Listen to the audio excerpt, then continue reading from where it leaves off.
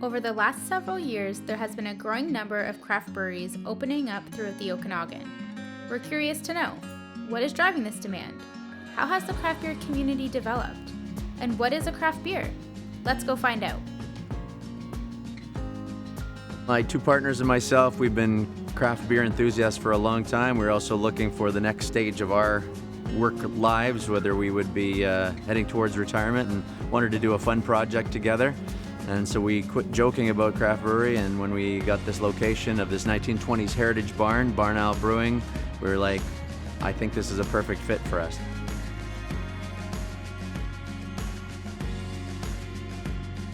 The brewery started April Fool's Day 2001. My parents thought it would be a fun retirement project, and here we are 20 years later.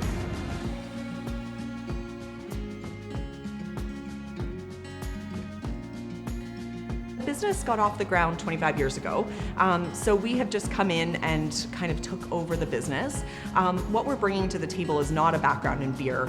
We're bringing a background in, in sustainability and in operations and in sales and in business and in strategy. And so we're bringing that to the table to try to reinvent this brand. Old and dated, it was in 650 ml bomber glass bottles as the kind of primary packaging method. The labels were dated, the tap room was dated. And so what I hope will be our success going forward is that we've been able to rebrand and refresh the look and also change the mission of the brewery towards an environmentally focused brewery. So a brewery that thinks about making great beer with less impact. I've been working in bars and pubs my whole life since I turned 16 back in the UK, and moved to Canada in 2008 and fell in love with BC craft beer. Got my opportunity to work at a couple of big craft beer festivals out here, get to love the industry a bit more, and then my wife and I decided to start a brewery. I've made wine in the valley here for about 12 years, and then some opportunities came up with some investment offered to start a new project, and beer seemed like a good idea. It was trendy. I'm Canadian, I like beer, and I like fermenting things, so it seemed to work out, seemed to be a fit.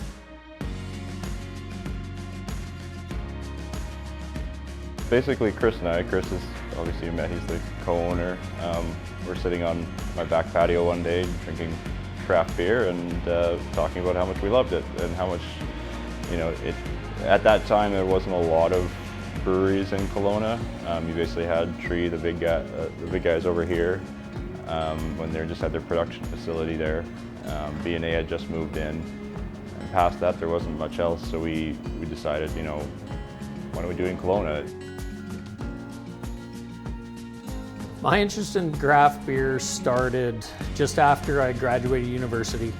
I got a degree in chemistry at University of Alberta up in Edmonton, and I have the classic story of my mother kicking me in the butt to get out and find a job.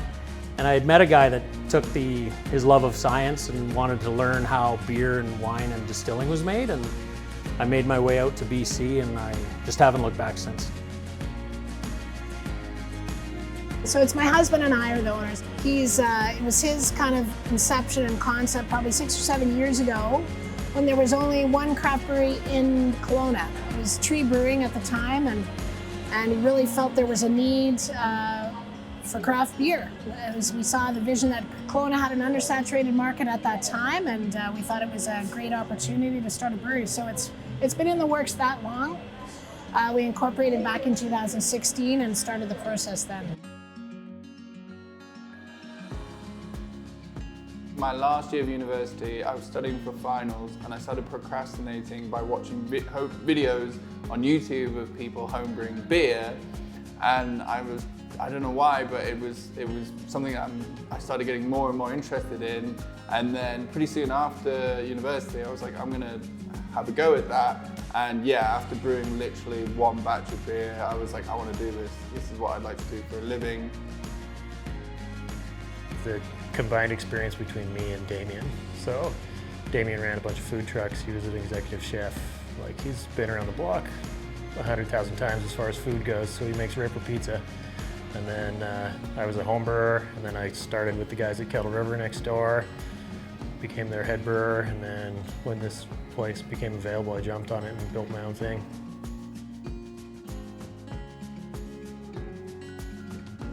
It was a number of years ago. I used to do a little bit of home brewing, but really the thing that got me into it is at the time that we started Redbird Brewing, there weren't that many places that I really wanted to go to for a beer.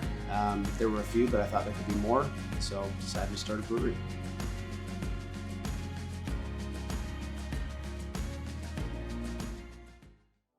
Learning about brewing craft beer, I did a tiny bit of dabbling in university with some friends, but I really learned everything on the job. More of an apprenticeship. I started at Tree Brewing in Kelowna here back in 1997, and it was pretty quickly on that I learned that my science degree didn't teach you how to make beer, but it really helped me solve problems. We've been at it a fair go here, 20 years, so we say we've been doing things for a little while, and beer's always great. We've had 20 years experience brewing, but 20 years experience building relationships and building a team as well. We've been involved in the industry one way or another, even as a kid, but in the craft beer industry, probably about 2006 in Australia. First saw the hieroglyphics for beer in a brew pub. Being a bit of a history buff, kind of piqued my interest, so I started to delve a little bit deeper and deeper.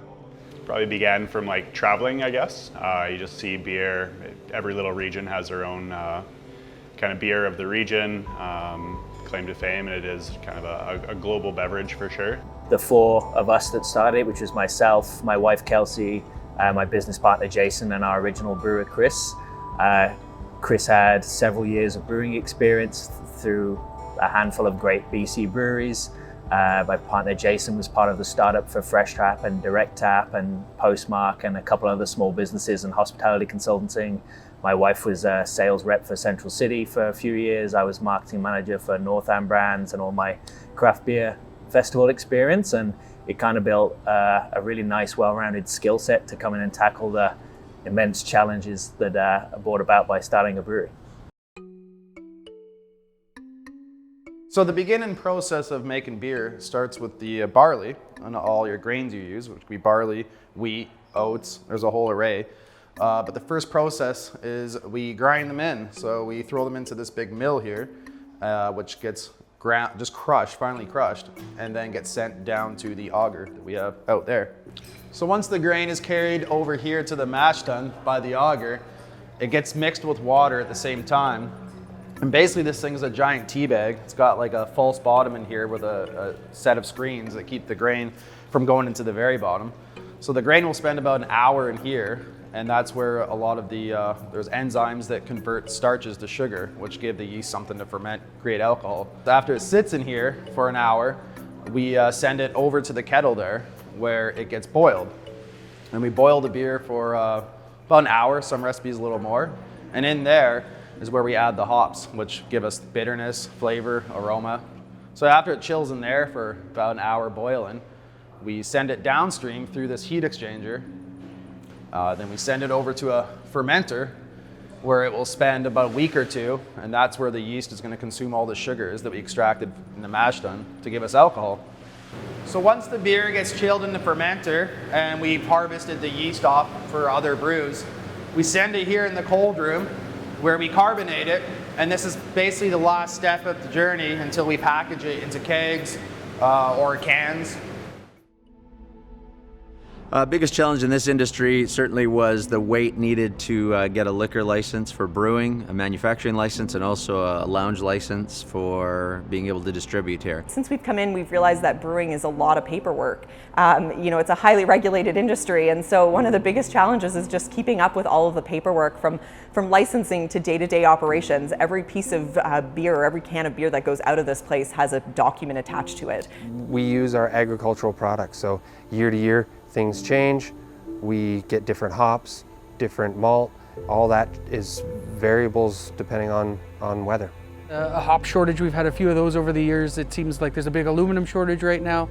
I know a lot of breweries, friends of ours in the States, are having a hell of a time getting cans and sourcing raw materials, but we managed to pivot and change, and we'll be just fine. For most of the breweries, it's the same problem. The municipalities are kind of the last line of of all the things that you have to tick off to make it work, and sometimes they're helpful, sometimes they're not. I think anybody who started a business like this can see very quickly what all the challenges are. Right now, there's even more challenges with just getting a contractor, because there's so many buildings going on right now. There's so much construction that it can even just be hard finding a plumber, a carpenter, or anybody that you need.